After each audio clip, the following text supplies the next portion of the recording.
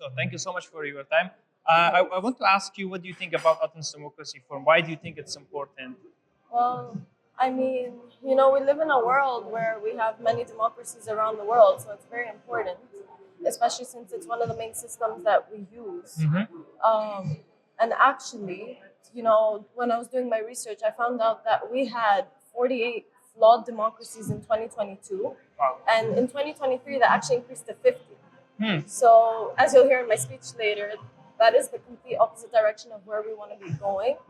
And as a human, I think it's very important to always self-reflect. I see. And it's always important to reflect on our situation. So I think an event like this is very important because it helps us reflect on what we're doing wrong and what we need to change and, probably alter in some cases. I see. So what are some of your concerns about the future as a young person? Well, definitely the climate.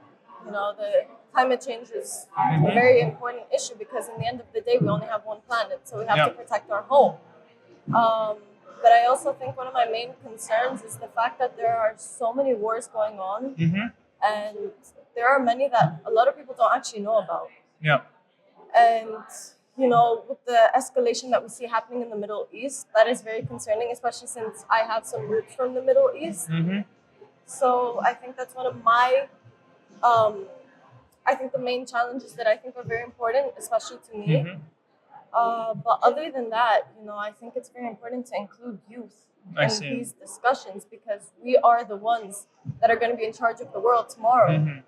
So it's important. I see. You mentioned you said about democracy, importance of democracy, and also the situation that we have now in the Middle East. How do you say, like, also personally, I come from Afghanistan.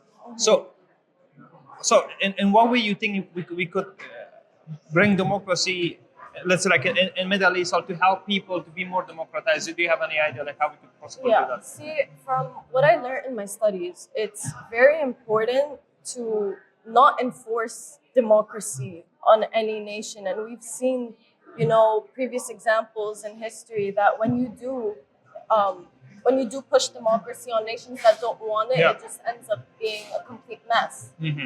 In the end of the day, I don't think democracy is what's going to push peace necessarily, but finding ways to collaborate with each other and, giving opportunities to other leaders to have a say is really important.